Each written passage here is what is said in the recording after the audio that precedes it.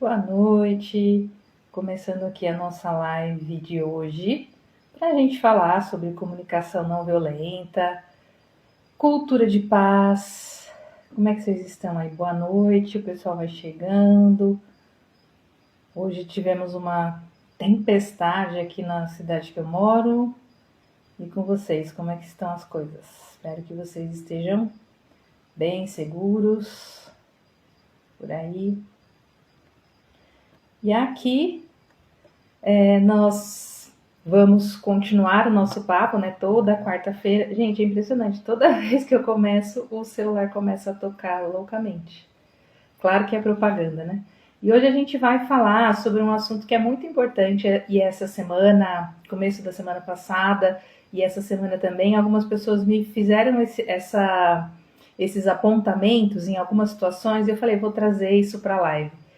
Que é o quanto a gente escuta o que a outra pessoa diz para responder, para dar a nossa opinião, para se justificar, para vencer uma conversa. Vocês estão me ouvindo bem? Boa noite, quem está chegando. Como será, se você fizer um exercício consciente aí, você escuta na intenção de ouvir para responder e responder rápido as pessoas, você escuta para se justificar, para se defender no seu dia a dia, sim? Muito obrigada. Quem respondeu aqui.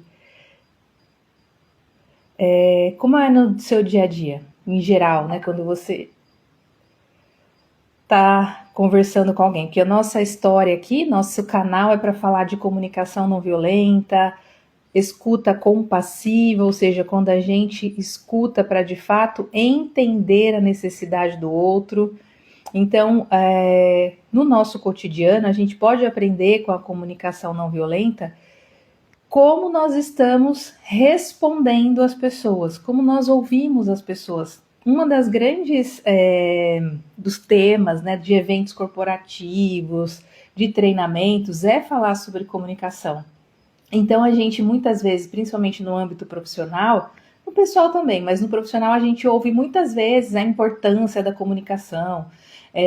Na semana passada aqui a gente até falou um pouco da comunicação não verbal, né? Uma pessoa que estava aqui fez essa pergunta, tá na live lá da semana passada, que ela também é importante, extremamente relevante e ela demonstra sim as nossas intenções durante a conversa, mesmo aquelas que são inconscientes.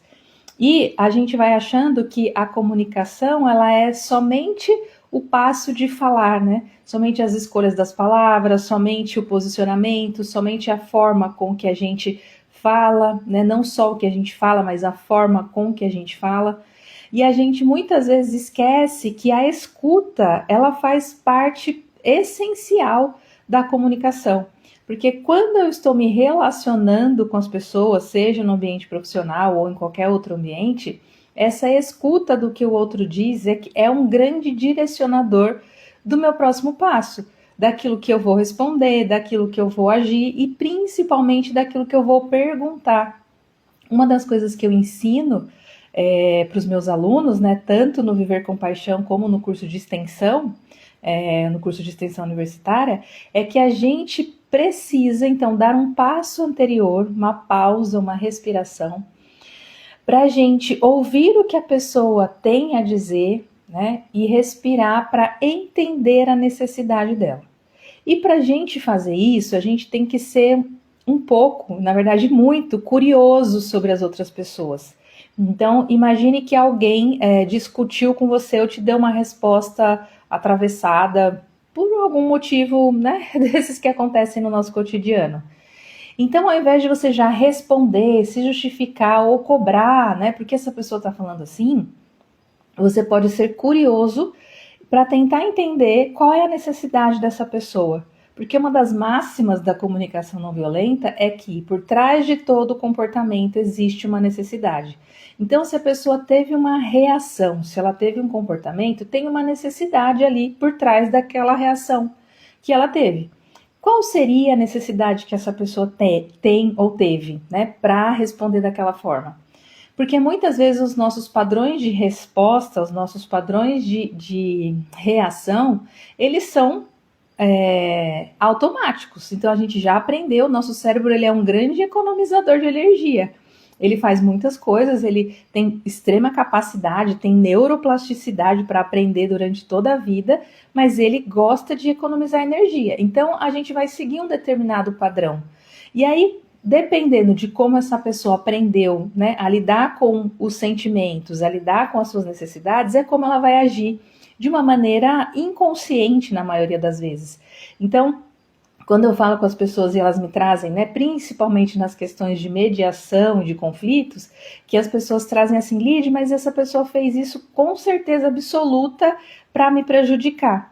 E na verdade, o que está acontecendo é que a pessoa tem uma necessidade, ela tem uma forma de agir que é padronizada, e talvez ela não tenha consciência disso, principalmente da sua necessidade, porque não identifica o sentimento e apenas reage.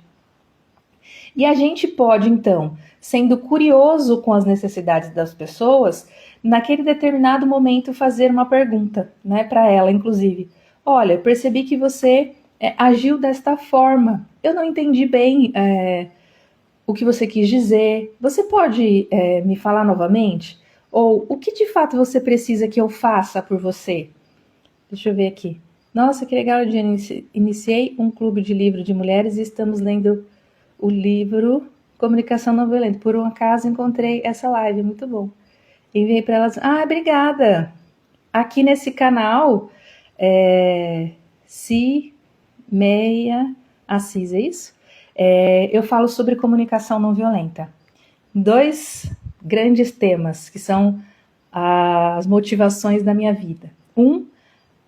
As nossas relações no trabalho. Então, como é que a gente usa a comunicação não violenta para segurança emocional no trabalho, para melhoria das relações, para melhoria do ambiente como um todo, enfim.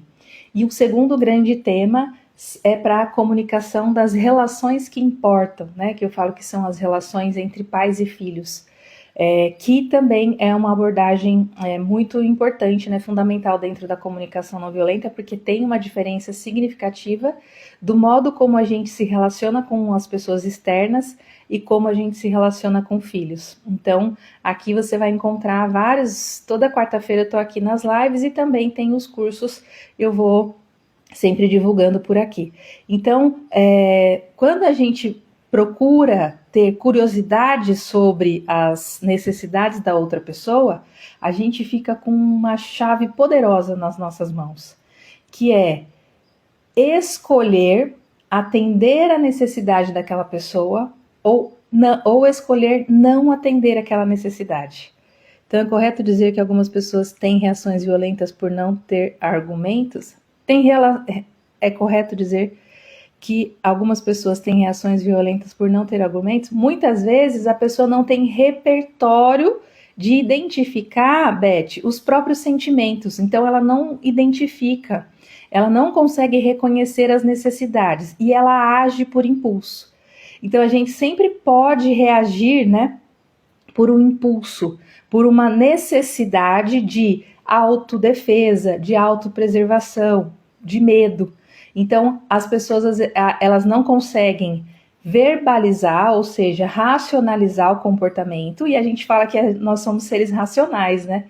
Mas nós somos seres muito mais emocionais e complementar as nossas emoções, né? Acho que, inclusive, na mesma medida, vamos dizer assim, a gente, quando consegue, de forma consciente, equilibrar, a gente vai usar, então, a nossa parte racional, nosso córtex pré-frontal, para escolher os comportamentos.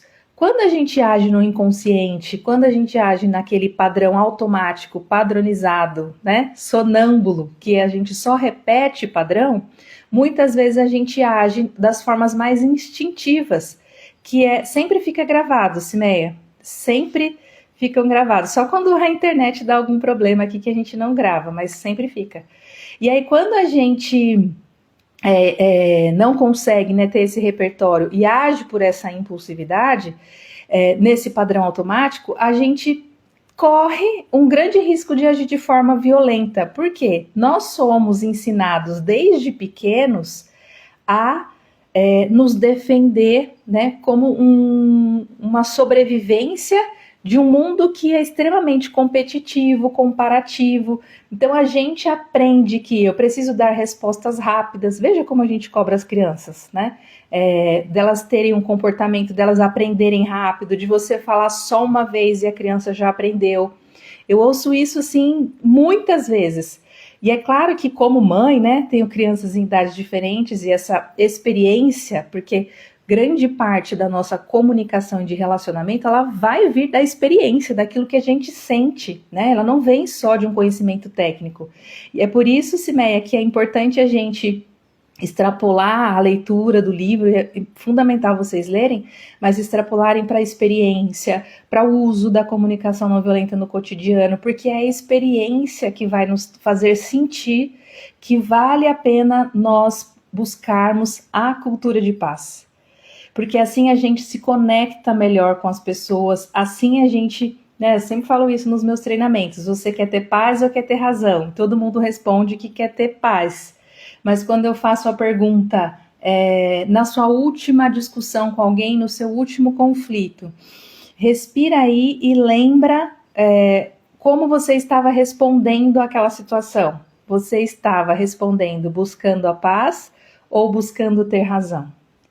Então, nessa nossa forma de aprendermos a lidar com o outro, sempre como se o outro fosse uma ameaça, e a gente precisa se defender, existe aquela máxima, né, aquele velho ditado que a melhor defesa é o ataque. Então, algumas pessoas que têm mais necessidade de ter controle, segurança, porque tem medo, né, porque tem insegurança, elas atacam primeiro. Então, aquela pessoa que você fala bom dia e ela já fala bom dia por quê? Quando você dá um agrado ou faz um elogio ou uma apreciação, que a gente já até falou aqui, sobre isso, né, a diferença entre elogio, apreciação e feedback. Quando a gente faz isso, a pessoa desconfia, né, fala, nossa, quando dá esmola demais o santo desconfia. Então, quando você tem, por exemplo, um cargo de liderança e você não é uma pessoa autoritária, impositiva, punitiva, as pessoas desconfiam, falam, nossa, mas não tá certo isso, né? Como assim não vai dar uma bronca? Quando você tá num ambiente social e uma criança, né, seu filho, tem um determinado comportamento que não é adequado e você não faz, né, um estardalhaço, você não dá uma punição exagerada ali, você não demonstra seu poder e autoridade, as pessoas vão desconfiar, falar, mas ela não vai punir, ela não vai castigar? Como assim ela vai deixar passar? Então, vale a pena cada minuto investido em a gente se tornar cada vez mais compassivo. Porque é assim que a gente, tendo cada vez mais pessoas compassivas, a gente sai desse tempo todo, até dei uma respirada aqui, né? Dessa nossa... esse radar ligado o tempo todo de que as pessoas vão puxar nosso tapete. Nessa nossa ideia que é somente uma ideia de fato, ela não está acontecendo real. Eu sempre gosto de fazer essa diferença, né? O que você está pensando, o que você está imaginando, o que você está vendo é algo que é real ou que é imaginário? De fato, essa pessoa está fazendo isso com você ou você está imaginando que isso esteja acontecendo ou que ainda vai acontecer? Hoje mesmo eu tive a possibilidade de conversar com uma pessoa numa situação e trazer essa reflexão ali na nossa conversa, né? O que você está sentindo agora é algo que está relacionado lá ao passado, que aconteceu e você já não consegue mais responder a isso, não consegue mais mudar o que aconteceu? Ou é algo que você está imaginando que vai acontecer, que vai se repetir, que você vai precisar se proteger? Porque toda vez que a gente tiver nesses momentos, né, nesses tempos, ou no futuro, ou no passado, a gente deixa de viver o presente com as pessoas que estão aqui com a gente, né? A gente deixa de viver e de agir de forma consciente. Então, a comunicação não violenta é o convite para a gente ouvir de forma consciente e a responder para contribuir, que é o que a gente fala na comunicação não violenta sobre a ecologia das relações. o meu comportamento, as minhas ações, as minhas atitudes, elas podem atender à ecologia das relações, sendo algo que seja bom para mim, para o outro e para o ambiente. Então, quando eu ouço uma pessoa em uma determinada situação contar, falar, xingar, verbalizar, desabafar, né, todos os verbos que a gente pode dizer, usar para esse exercício da fala, se eu ouço essa pessoa até o final para entender qual é a necessidade dela, tudo muda. Porque eu não preciso ficar ali sobre a constante ameaça de que eu vou ser prejudicada. Eu vejo diante de mim um ser humano tão humano quanto eu. Quando eu consigo me colocar nesse momento presente da consciência e escolher como eu posso responder, sem ser por esse padrão, né, automatizado, enfim, sonâmbulo, né, esse padrão automático de respostas que vem de tudo que a gente viu, ouviu, aprendeu, viveu e sentiu, mas que agora, de forma consciente, eu escolho me conectar com as pessoas, eu escolho ter reações ou ações compassivas, isso muda tudo. E aí, geralmente os meus alunos falam, Lid, mas eu não consigo mudar o outro. E a grande beleza da comunicação não violenta é a gente não precisar mudar ninguém. É a gente estudar, caminhar e praticar, né, esse exercício dos pilares da comunicação não violenta que eu ensino através do método mantra, para que a gente entenda, para que a gente identifique os nossos sentimentos, para que a gente identifique as nossas necessidades. Então, a partir de mim, né, de dentro para fora, é que a gente consegue semear a compaixão. As mulheres têm trazido muitas experiências positivas com a leitura do livro. Ah, que bom, Simeia, vou precisar sair, mas depois... Isso, veja o gravado, viu? Depois segue lá para você ser notificada quando eu tiver aqui ao vivo. Obrigada pela presença e pela divulgação aí da live e desejo que vocês continuem nessa jornada da comunicação não violenta. Então, retomando aqui, se a gente também, desde pequeno, aprender que a gente pode responder para atender a nossa necessidade e a do outro, sem essa constante ameaça de estar sendo passado para trás, de você vai perder, você precisa se defender, né? De ter uma ameaça que ela é, na verdade, imaginária, ela não está acontecendo ali, a gente pode mudar, inclusive, a maneira como a gente se sente ao final do dia. Porque imagina, ao longo do dia, e eu já passei por isso, e eu sei que você também já, a gente vai vivendo o nosso dia e fazendo tudo que a gente faz sempre com essa, poxa, mas por que ele falou isso? Mas por que aquela pessoa fez tal coisa? Poxa, me passou para trás, olha aqui, me fechou de propósito. E essas cargas que a gente vai recebendo e vai guardando dentro da gente mesmo, que a gente acha que é do outro, né? É a raiva do outro, é o ódio do outro, é a frustração pelo outro, e na verdade é pela gente. Porque a gente se sentiu assim, por que a gente está dando tanto valor ou foco e energia para uma determinada pessoa ou situação? Por que a gente não consegue se voltar para as nossas necessidades, para os nossos sentimentos e ter o que a comunicação não violenta também nos ensina? Autocompaixão. Ser gentil com a gente mesmo, né? Ter uma voz interna mais compassiva e menos crítica, que vai sempre te dizer que você não é suficiente, que você precisa fazer mais, que você precisa produzir, que, tá vendo? Aquela pessoa XYZ disse que você não ia conseguir, de fato você não tá conseguindo, ou essa voz interna sua, crítica, que é sua mesmo, de você olhar para você se comparando com outras pessoas. E a comunicação não violenta nos ensina essa questão da comparação, e eu gosto de dizer assim, como é que nós podemos comparar pessoas se pessoas são únicas, exclusivas, singulares, inclusive biologicamente falando? Não existe nenhum ser humano 100% idêntico ao outro. Até gêmeos idênticos têm algumas pequenas diferenças ali no DNA. Então, se não existe nenhum ser humano idêntico ao outro, como é que a gente pode comparar coisas que são diferentes? Coisas, entre aspas, né? Como é que a gente pode comparar pessoas que são exclusivas e únicas? Como é que você compara algo que é único, né? Você compara com o quê? Não existe comparação. E a comparação a gente pode usá-las, né, para coisas, objetos, mas para pessoas. E a gente nessa cobrança, né, da comparação e muitas vezes até da competição que a gente é lançado a ter e nunca para pensar, poxa, mas por que eu estou competindo com quem? Para que essa competição tá acontecendo, né? Por que eu estou olhando para a vida da minha irmã, vizinha, prima, etc., e comparando com a minha vida? Minha vida é única, é exclusiva, né? A gente nasceu ali só você e a mãe. E quando a gente morrer também a gente vai sozinho. Mas a gente não para e a gente fica se comparando com outras pessoas, com outras formas, com outras conquistas.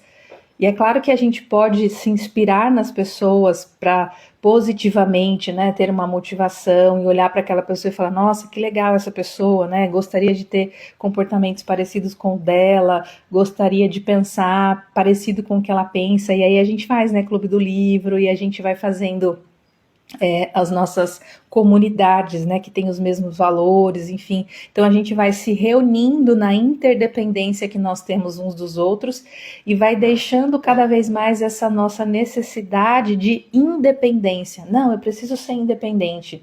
Eu não conto com ninguém, sou sozinha, eu sou independente. Isso é uma falácia, uma mentira que a gente muitas vezes comprou. Nós não somos independentes. Nós somos seres interdependentes. Porque na interdependência a gente pode pedir ajuda, a gente pode ajudar, a gente pode ser colaborativo, né? E nós também não somos seres totalmente dependentes, ninguém é, né? Inclusive para forma de pensar, né? Com algumas exceções, claro, de condições de vida, mas a maioria de nós seres humanos temos condições, né, de escolhas, temos necessidades diferentes dos outros, temos sentimentos que são humanos, né, mas em medidas diferentes, porque ninguém sente igual. A gente inclusive tem dificuldade de explicar os nossos sentimentos, né, como é que a gente sente as coisas, porque faz parte do que eu falei aqui no começo, da experiência, daquilo que você sente, daquilo que você traduziu como aquele sentimento lá desde a infância e até, né, em qualquer fase da vida, como é que a gente registra isso dentro do corpo, dentro das nossas células. Então, nas próximas pequenas discussões ou nas próximas situações, o convite aqui é a gente escutar essa pessoa para entender qual é a necessidade que ela tem. E Lide, mas como eu vou saber para entender que necessidade é essa? E aí tem um jeito que é fundamental, essencial e que talvez você não tenha consciência da importância desse jeito, de como é que a gente consegue saber qual é a necessidade do outro, para a gente poder colaborar, para a gente tornar o nosso ambiente mais harmonioso, mais leve. O que vocês chutam? Você chuta o que seria essa forma da gente saber qual é a necessidade do outro? Perguntando. É isso mesmo. É a gente perguntando. Eu comecei a live falando sobre isso. Que o fato da gente ser curioso sobre as pessoas, curioso sobre as necessidades por trás dos comportamentos, é que vai nos dando essa experiência, essa expertise, e inclusive uma maturidade nas nossas relações para simplesmente perguntar: qual é a sua necessidade nessa situação? Tá faltando alguma coisa? Tem algo que ainda precisa ser feito? Tem algo que eu não compreendi? Tem algo que você não compreendeu? Porque muitas vezes a gente fica, né, nessa, então, de novo, na cobrança, na crítica. Às vezes a gente não entendeu e não pergunta, né? Às vezes a gente não entendeu e fica com vergonha, né? Às vezes a gente não quer, a gente tá frustrada, a gente tá com raiva e a gente não fala. Então, é aquela versão, né, aquela frase que você também já deve ter ouvido: engole o sapo, né? Engole o choro. É assim mesmo, né? Quem pode manda, quem não pode obedece, ou manda quem pode, obedece quem tem juízo. Então, nessas coisas que a gente vai ouvindo repetidas vezes, a gente vai introjetando uma forma de, então eu preciso me calar. Então, se eu não tenho o poder da decisão, eu preciso ficar quieto. E é muito dessas situações que os comportamentos abusivos acontecem, por exemplo, no ambiente de trabalho. que os assédios acontecem, porque algumas pessoas têm introjetadas nelas essa ideia de que o outro tem mais poder, então ele pode mais, e eu não tenho poder e eu me sinto ameaçado, então eu me calo. E é nesse calar que a gente passa por situações inúmeras, tem infinitos exemplos, mas como a gente fala aqui de comunicação não violenta, as violências acontecem muitas vezes porque em muitas situações a pessoa que está recebendo, né, que está sendo a pessoa que participa e que é a pessoa que recebe a violência, né, de forma concreta, ela não tem consciência muitas vezes de que aquilo é um comportamento inaceitável, porque ela aprendeu que quem pode manda, obedece quem tem juízo. Então, para a gente ir aqui finalizando o nosso encontro, né, nossa conversa, é importante que a gente fale sobre os determinados comportamentos aceitáveis e não aceitáveis. E é importante que a gente tenha claro que nenhum tipo de violência verbal, física ou não verbal é aceitável em qualquer tipo de relação. Seja relação no trabalho, com certeza, né, absoluta, relações amorosas, relações familiares, relações sociais, que todo tipo de violência ele deve ser olhado como um comportamento que tem por trás uma necessidade e que a gente precisa olhar para aquilo, né, para aquela necessidade da pessoa que pratica a violência, né, seja ela qual for, da pessoa que está ali recebendo aqueles atos violentos, para que a gente tenha a atuação em algo que a comunicação não violenta também nos convida, que muita gente às vezes confunde isso e acha, então esse negócio de ser compassivo é a gente também passar a mão na cabeça de todo mundo? Não.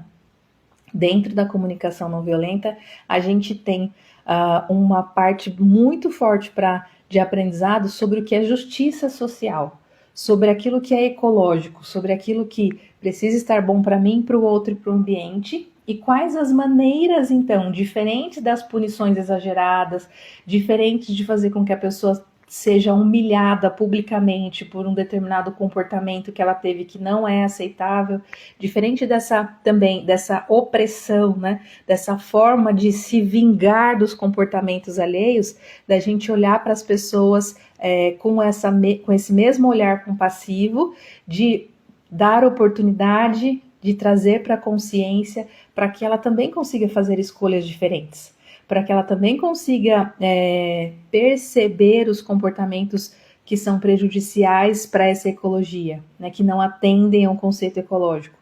Porque, em geral, todos nós seres humanos, né, ninguém nasceu malvado. Esse aqui nasceu malvado, esse aqui nasceu para praticar o mal. A gente nasceu humano, com todas as nossas necessidades humanas básicas, que eu gosto sempre de falar, né? Água, ar, alimento, abrigo e afeto.